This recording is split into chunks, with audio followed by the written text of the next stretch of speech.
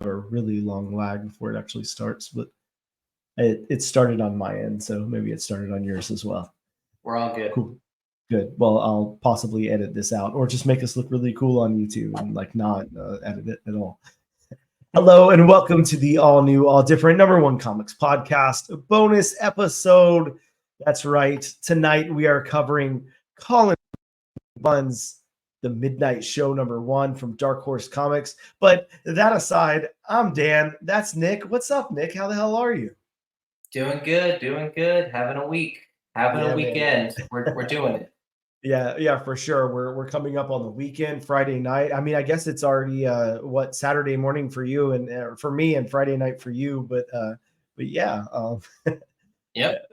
Weird how that works. I mean, we're not that far apart, but America is a very big place.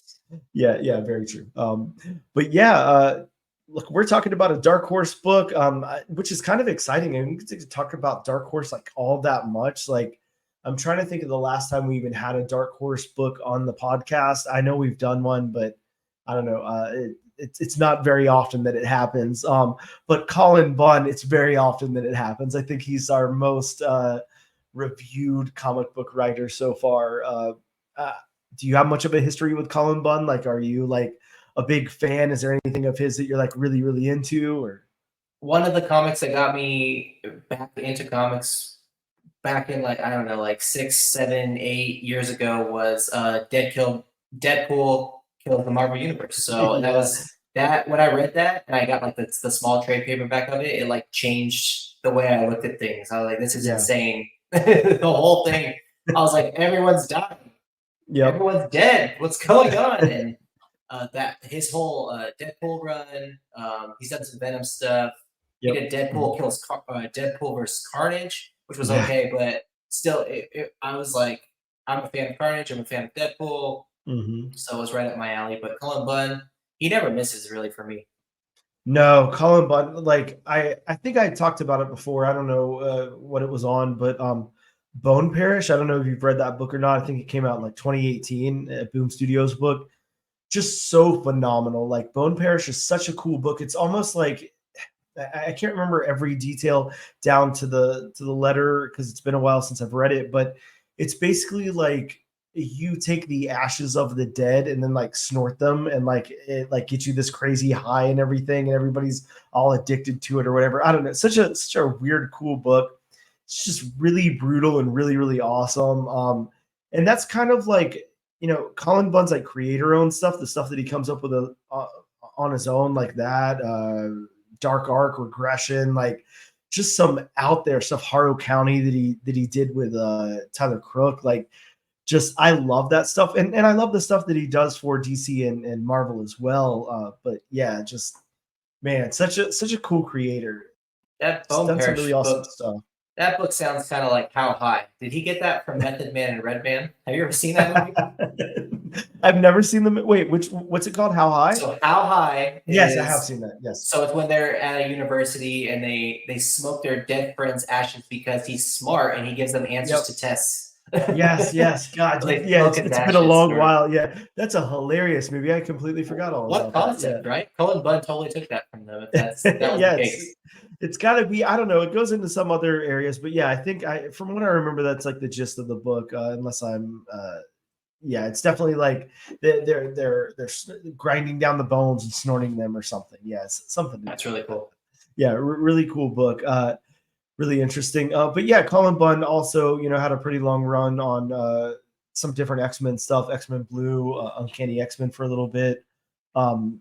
Did some what was it, Sinestro over at DC, and then Lobo also. So diving into like those, I don't know, B tier, like kind of like villainous characters or whatever over at DC also. So yeah, just a cool creator and coming out with some really, really awesome stuff lately. The other creator on this book is Brian Hurt, and he's done quite a few things.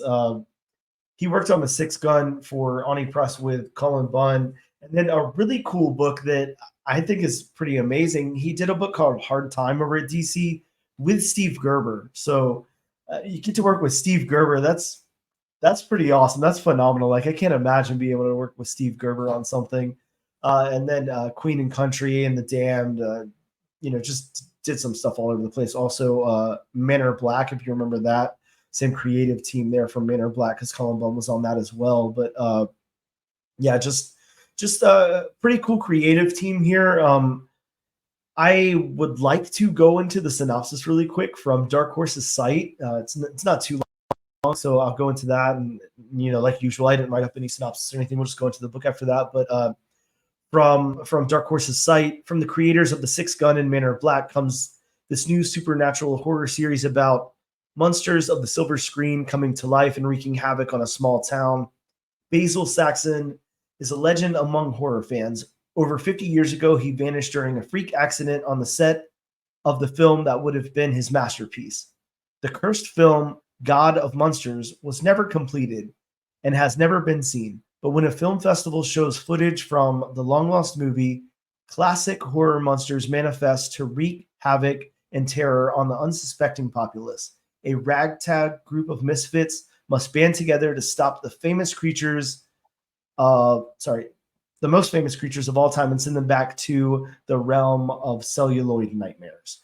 So that's their synopsis there. And yeah, dude, we can just get into the book. Let's talk about this thing because this is pretty cool. When I first opened it, I don't know if you've ever seen Monster Squad, but sorry, not when I first opened it, but as I was going through the book, like, have you ever seen Monster Squad? Are you familiar with that movie? No, I've never seen Monster Squad. Okay, man, Monster Squad is such a cool movie. It's kind of got the same kind of multiverse of different monsters coming out and all banding together, and then this group of kids that are the Monster Squad, and it goes in that direction. So it's definitely not ripping that off or anything, but it kind of collects all these monsters together and has them do something. So I kind of got vibes from that. But other than that, this is a really cool story. I feel like it's a pretty unique story. Cool idea here. We have Basil Saxon, I think that's his name. Basil. Yeah. Either way, Basil. Yeah, the writer and director of this movie, and in this movie, he's kind of got the book opens up with scenes from the movie, footage of what's happening, what they're filming, and we've got a vampire, a girl who gets bitten by a vampire, I'm guessing, and becomes a vampire, and then she's trying to feast on the blood of this guy in the movie, and then all of a sudden kind of breaks that wall, and we're out of the movie, and there's a fire on the set, and everybody's got to kind of scram, and Basil, the director or writer of the movie, is gone, and of course his script and everything gets burnt up as well. So that's kind of where that leaves us off before it gets into the other act of the book. But I don't know, I thought that was really cool. I liked what they were building up there and everything. I like how the mysterious writer and creator director of this just kind of vanished, and did he get caught up in the fire? I mean, it obviously doesn't look like it, but yeah, you had any thoughts on that? I loved this is the classic case of not reading what it's about. Yeah. Reading it and then being, oh, cool, it's not that, it's something else, and then, oh, cool, it's actually something else. Yeah. It's something else, that it's also something else, because when I was first reading it, I thought it was just going to be a classic horror tale, damsel in distress turned on its head, so the damsel's actually the one who's hunting the guy, and then it's cut. All right, that didn't work. Blah blah blah. They're like, because there's fog everywhere or whatever, and it's just takes you back. Oh, where's Basil? And then the fire happens on the set. But I thought that was that's why I don't like reading these synopsises and just jumping right in. It's like not seeing a trailer and not getting it ruined for you, because it could have been that, but it wasn't. And then it goes into okay, well, that was a while ago. Now we're in modern times, and we're watching the movie that was supposed to be that movie. Because that was God of Monsters, right? The movie that they were shooting? Yeah, absolutely. So that was the movie that they're shooting, God of Monsters. And then it goes into these specific different plot lines. So there's a lot of different characters in this already, with their own separate with their own separate scenes, and they're all happening at once. So Cullen Bunn does this thing, which I like a lot when he does this, is that he has an entire story written out. He has all these characters in their own plot lines, and at some point they'll probably come together Yeah. and either fight together or they'll come across each other somehow because he'll go between frames, which he does this really well. He goes between frames and it'll be a completely different storyline each frame. And you're like, Mhm. whoa, cool. Like they're in the theater. There's a man and a woman who are in a relationship, and the woman's like, ah, like I hate Basil Saxon because he makes me come to these stupid horror movies. And the guy's like, I love these horror movies. What are you talking about? And then there's the popcorn people. It's a guy and a girl, Yep. and they kind of have a thing for each other. And then so there's that going on. But then there's also the lady at the thing signing autographs, and then she has a thing. And this guy likes her. You can tell he likes her, and he's trying to get an autograph from her. And he works at the movie theater. There's all these different like storylines, and they're all like seemingly different, and they haven't come together yet, but I imagine at some point they will. And I think Cullen Bunn is just like leading us into this story, and he does it. Probably been doing this so long that it just comes to him like it's just so easy, and I Yeah. just like I adore that because he's like, wow. I'm like, wow, this seems like easy storytelling. Yeah, it does. And one of the things that I really like about it, like you pointed out, I love how there's those loose threads all thrown out all over the place. Like I think, if I have to take like one aspect of this book that I like the most, I think that I really like the culture around almost like the fan club of Basil Saxon fans, who want to go out and see footage from this movie or whatever. Like, I really like that. I like the people, the audience in the theater there, and everybody who's soaking all that in. And like you said, the guy's got his girlfriend with him who's not really into it or whatever. And then we get to the couple working the concession stand and everything. I really like these secondary characters, which is really cool that you can get me to like them whenever there's so much else going on. There's so many other things going on. We have a Dracula, we have like a Creature of the Black Lagoon, we have a Frankenstein, like we have this really cool mummy. But I'm really just invested already in these secondary characters who I assume will be kind of like the main characters of the book. But yeah, I'm really loving those loose threads as well. I think that's a really cool angle to throw in there. It surprises me that this is a 4-part mini. Like, this is only going to be 4 issues, and like we're already one in the hole. So we've only got 3 more issues to tell the story, and there's so many ideas here. We have this whole like what was it called, like a few years ago, where they tried to come out with that mummy movie with Tom Cruise, like, and they were going to do that, They were trying to that do Avengers style, like Marvel universe out of monsters. The Universal Monster Universe or Yeah, whatever, right? that's Like what the it was. Monster Yeah, Universe yeah, exactly. or So Dark yeah, Universal or something like that. yeah, something like that. Maybe it was the Dark Universe. It's like the Dark Justice. It's like the Dark Justice Leaguers.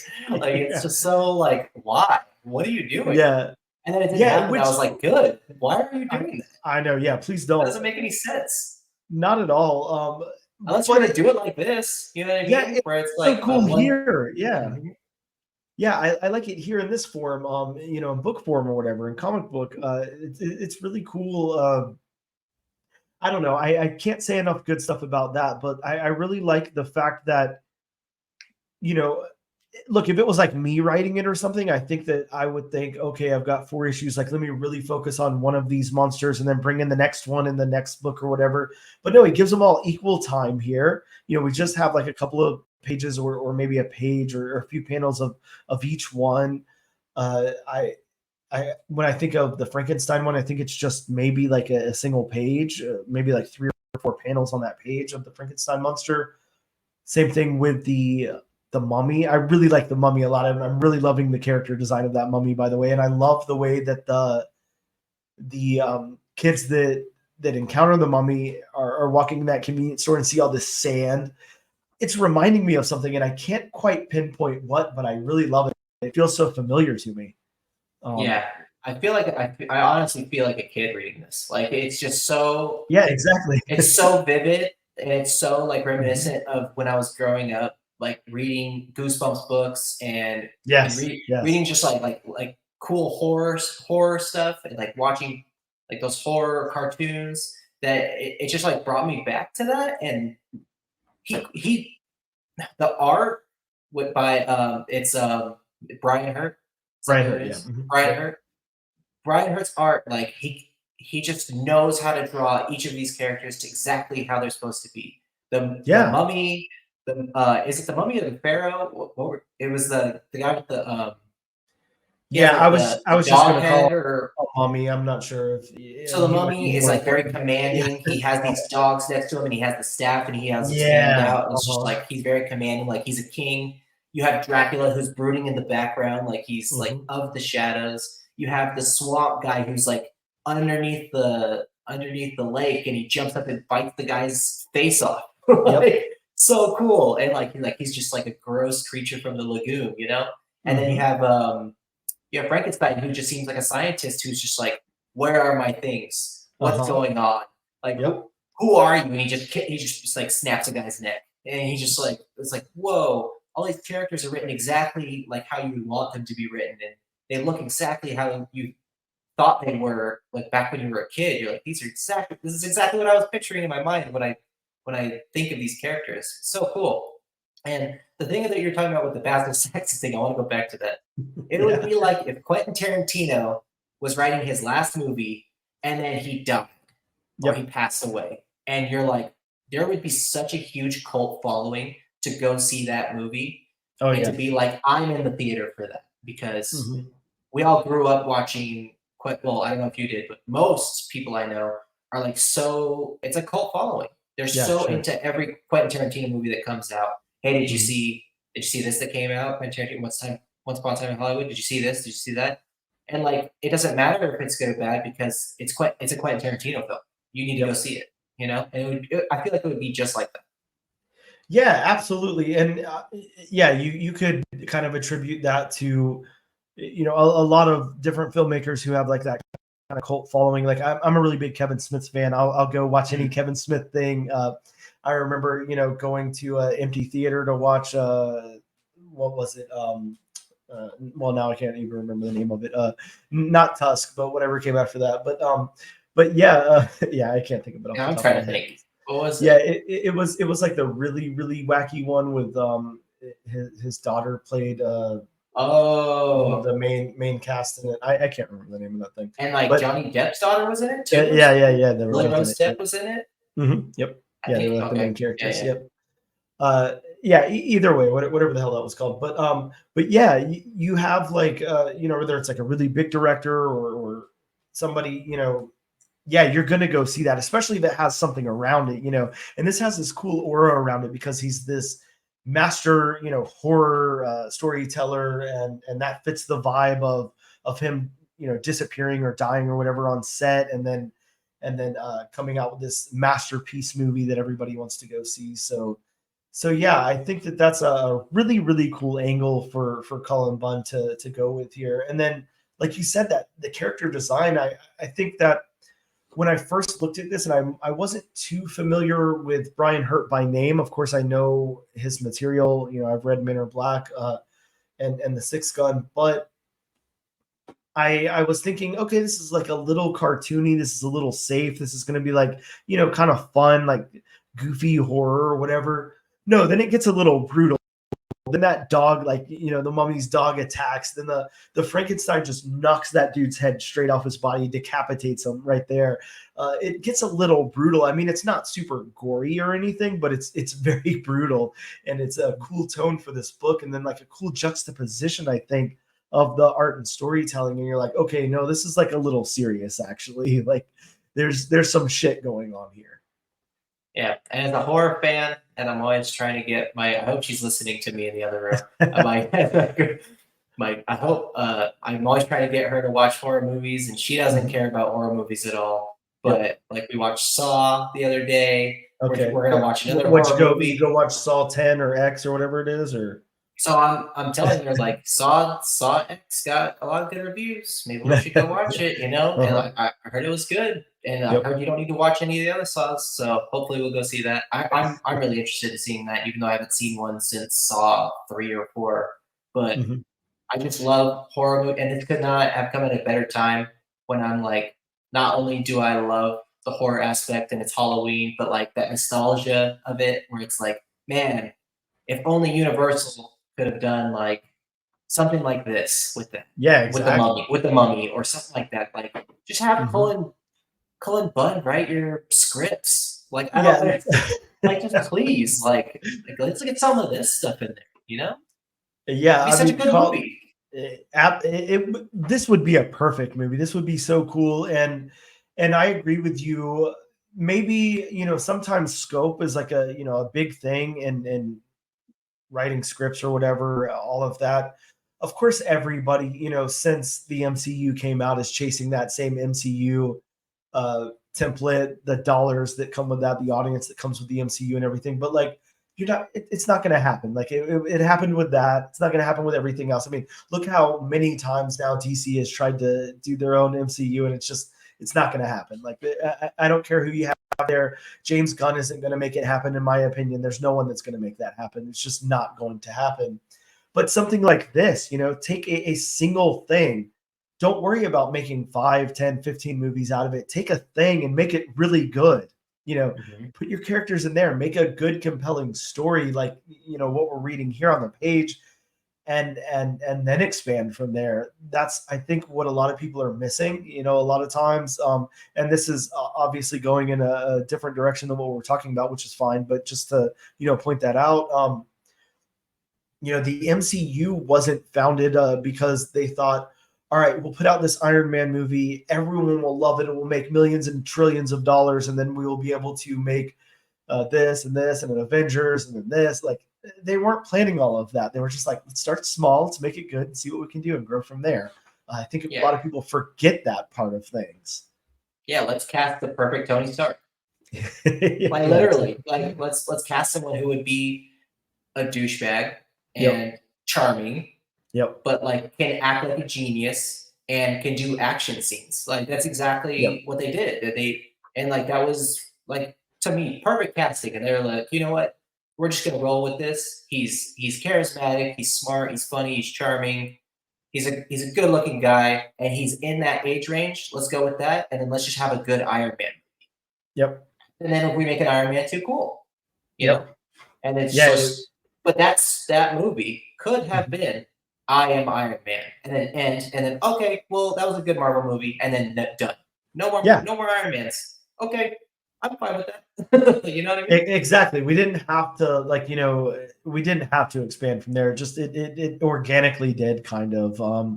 It worked because it worked. It didn't work because somebody was like, all right, we have to go out and make all of these things into a movie. Like, it was reversed, it was made a different way.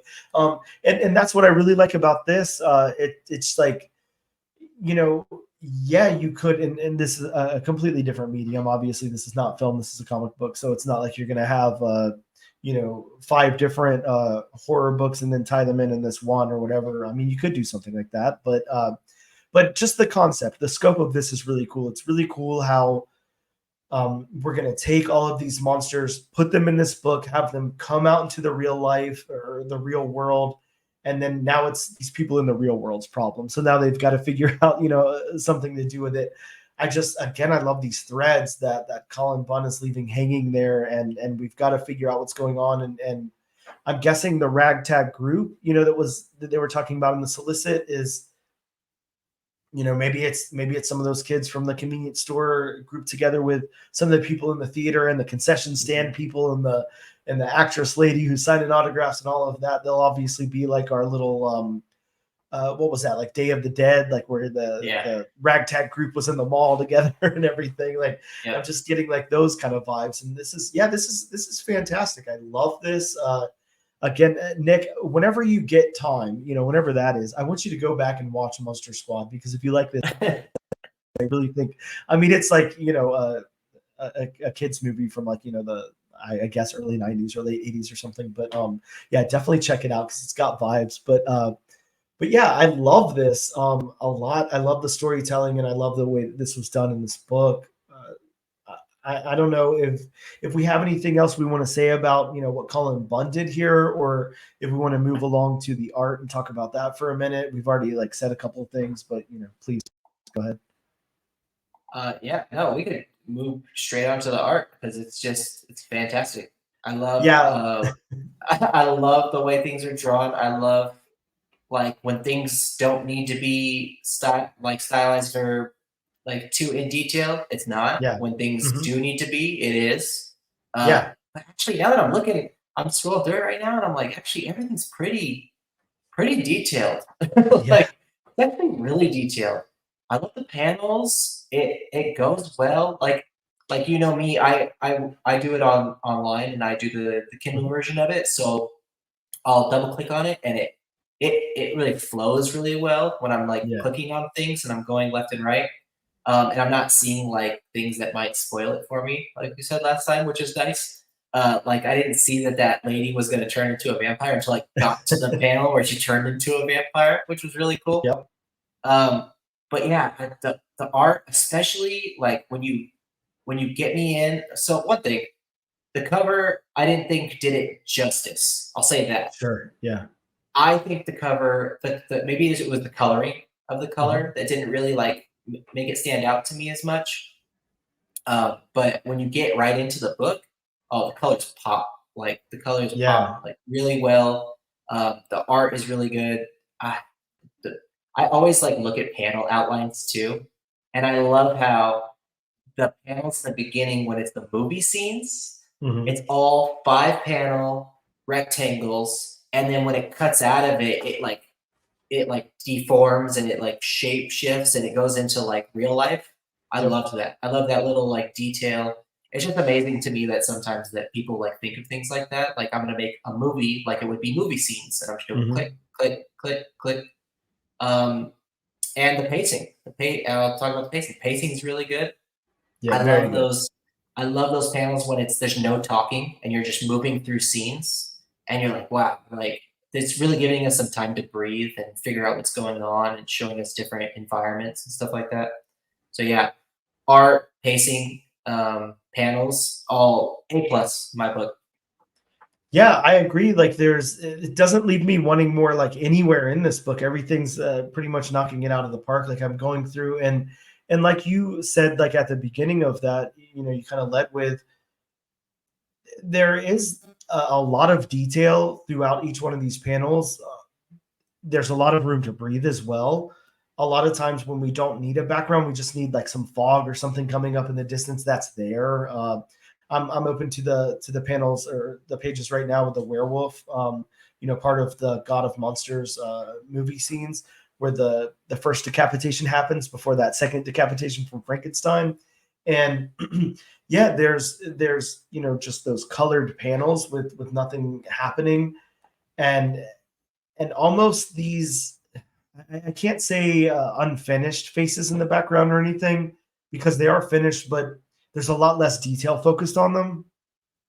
I like when that happens. I'm actually a huge fan of that. I like whenever it's like your eye needs to be focused on this decapitated head that's laying here, Yeah, bloody on the ground and everything, like not on the lady's socks, behind him or whatever. That's not important. What's happening in the background. No, you've got this on the foreground. This is what you need to be looking at. And I love that art style where they leave it a little sketchy or whatever, so you can focus on what's happening in the foreground.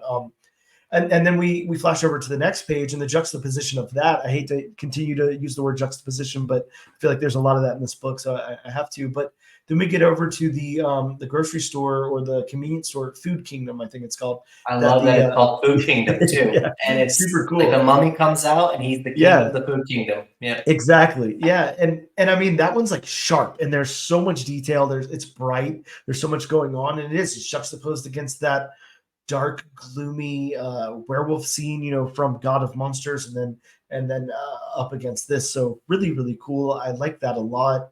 I think Brian Hurt is like the perfect accomplice for for Cullen Bunn in this book. Like they're just telling the story really, really well. And then whoever's working on colors here, I didn't single out their name separately, but I know there is a separate colorist on this book. It is Bill Crabtree. Yeah, doing amazing work on this as well. Just really, really awesome. One of the other things I wanted to mention were covers. You talked about the cover, and I think that's an important thing to showcase. Like, I always forget to talk about covers of comic books, and it's so important because that's kind of the selling point, the name, the cover, or whatever, like all of that.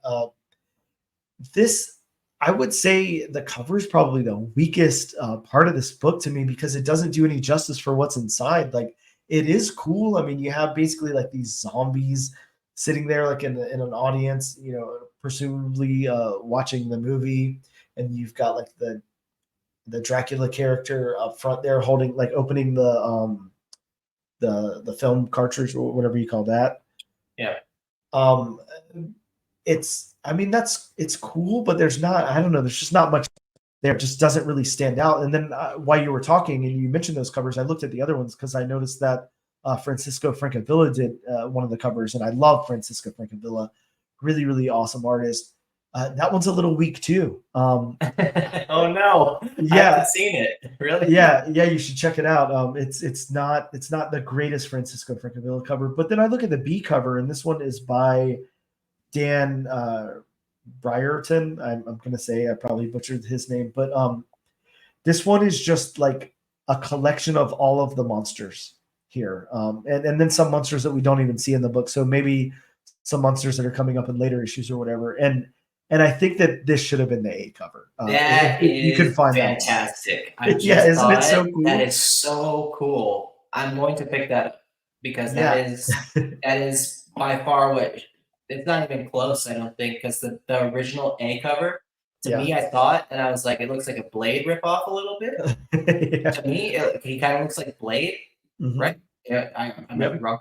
But No. I think the colors really hurt the cover a Yeah. lot Yeah, I because agree. the inside of the book is so, it's like so punchy and vibrant and Yeah. gives off this like very nice contrast. And the fact that everything is kind of purplish, reddish on the Mhm. front, I was like, like, that doesn't make me really want to read it. And then when I was reading it, I was like, this is nothing like the cover, like at Yeah. all. Like it doesn't even, like, the art is, but I think like the colors were just like off, really. I think if the Yeah. colors were just a little bit better, it might have like might popped a little bit more, it might have caught my attention.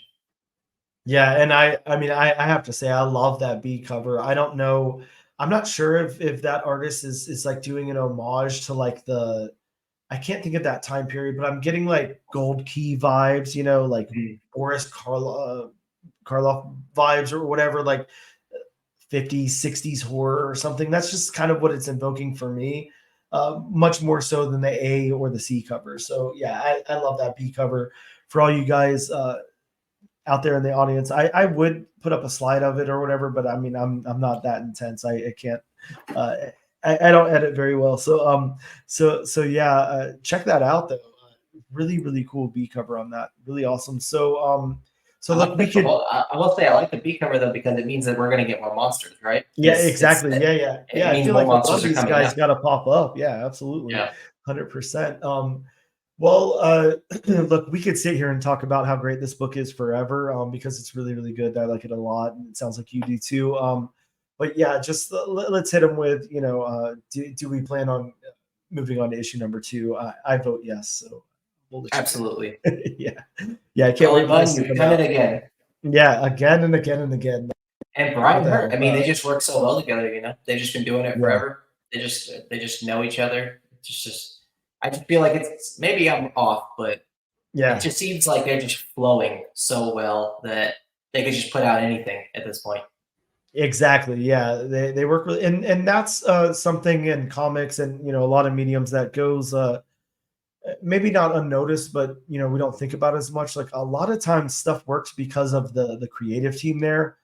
You know, a lot of times you might think you like the artist or the writer or whatever, but like if a book really, really works and is like firing on all cylinders, like that's because of that team up. If you didn't have that team up, if you had a different artist with that writer or whatever, it probably wouldn't work the same, whatever. But yeah, this really works really, really well together. And I can't wait to read issue number 2.